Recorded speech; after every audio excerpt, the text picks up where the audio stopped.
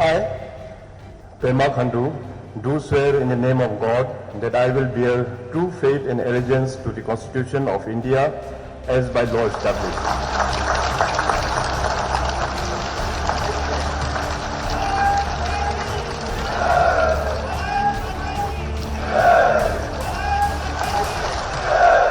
This piece of news is coming in from Arunachal Pradesh, where Pema Khandu makes a hat-trick and he secures his third term as Chief Minister of Arunachal Pradesh. And let me tell you, 8 new faces have been seen in his cabinet.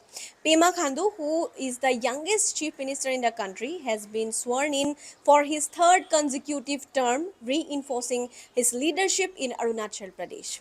In a significant political development, Chau Na-min retains his position as the Deputy Chief Minister. Khandu's new Council of Ministers features 8 new faces, as we have stated, signaling a fresh approach and dynamism in the state government.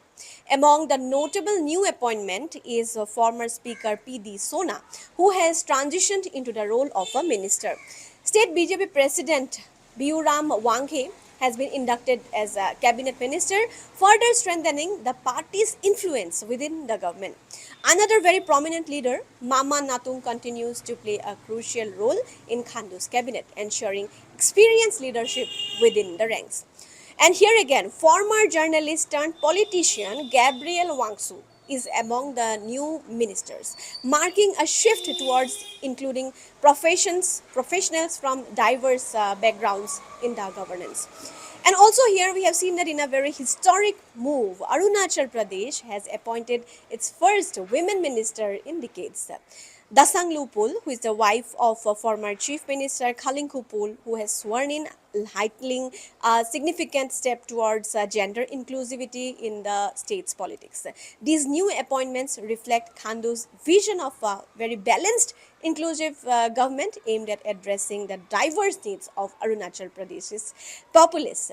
This is about the cabinet. When we go back to the performance of BJP in Arunachal Pradesh in the elections this time, we have seen that it has secured 47 out of the 60 seats in the government, and along with that we also saw that 10 of its ministers or 10 of its contestants had won the elections uncontested. So here we have seen that Arunachal Pradesh, the voters of Arunachal Pradesh has voted for integrity of the state because it is a bordering area to China as well. Arunachal, most of the time we have seen that China has not left any kind of chance to claim the bordering territories of Arunachal Pradesh as their own. So here what we have seen is that the people, the voters of Arunachal Pradesh has together voted for one power so that the integrity of their population, so that the integrity of their geographical identity is kept intact. And along with that we have also seen that now that Pema Khandu becomes the chief minister for the third consecutive term, and he is a very young blood, he is the youngest, in fact youngest chief minister of the country.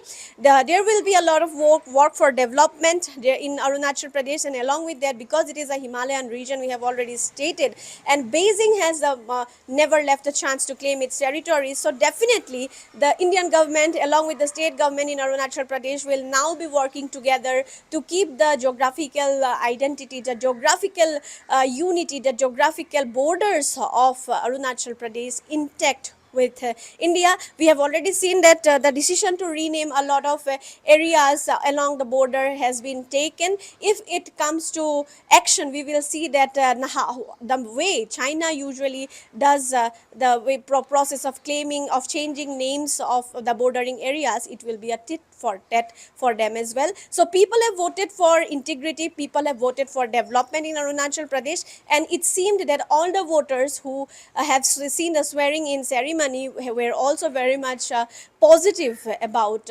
what the government, the state government and the central government will bring for them in the coming days.